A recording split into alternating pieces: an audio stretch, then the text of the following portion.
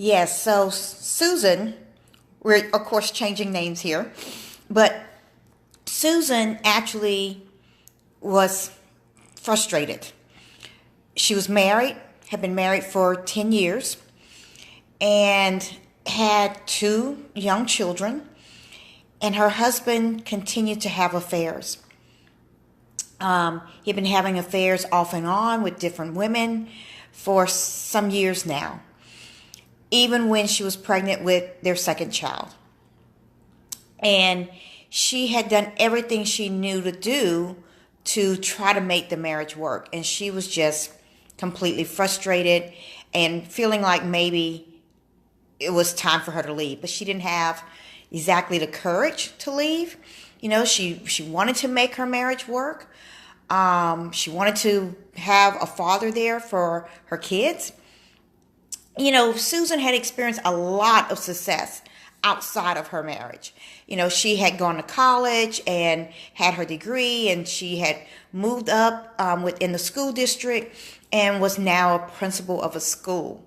And so that was really, really exciting for her, being that she was still fairly young, right? And so this was very exciting for her, but her home life was just a disaster. And it was very frustrating. She was angry at times. At times she would drink a little bit too much, just to try and escape what was going on. And so Susan actually came to us just needing some help, just a little bit of a guide, somebody to kind of help her along the way, because she was successful in everything else that she was doing. She even felt like she was a pretty good mom, even though her marriage was not the best. Sometimes we feel like we're not being a good parent if our marriage isn't being successful. But she actually felt like she was being a really good mom and protecting her children from, all of the marital discord that was going on. So when Susan came into therapy with us, we started kind of peeling back the layers. You guys have heard me say that before. We're peeling back the layers. And we discovered something really, really important. That Susan loved her husband, but she didn't want to be with her husband. I know, that might sound crazy, right? But see, Susan had been sexually abused as a child. And it had gone on for an extended amount of time. And that person had finally moved away. And so she wasn't being abused anymore. It was by her uncle.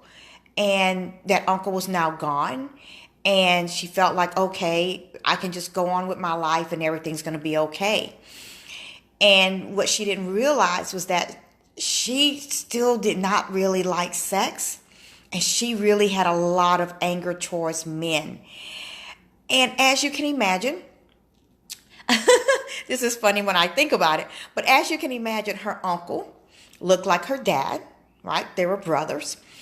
And her husband resembled her dad and her uncle. Yeah. So there were times that Susan would have sex with her husband, but she would lie there and just escape. And she was in a whole nother world.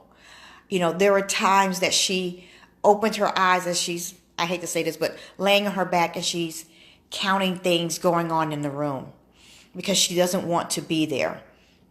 And so she never enjoyed her sexual life with her husband. And that was very difficult. It was difficult for her husband. And yes, we did end up bringing him into counseling too, right? Because we had to address this issue. It was issues with him and it was issues with her. And we had to heal that marriage. And I say we brought him in. We did video conferencing. And so when we do video conferences, it's really easy for us to do marital counseling with video conferencing. So that's what we did for them.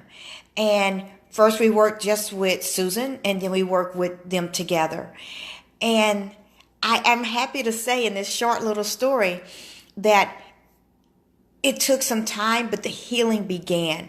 Guys, this was not something that, they came in for therapy and, 5 weeks later, their marriage is wonderful. No, it was not that.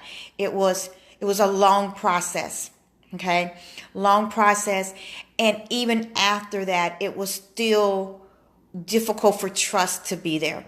It was difficult for her to trust him, that he wasn't going to go out there and get his needs met somewhere else. And it was difficult for him to trust her, that she wouldn't check out when they were having sex, right?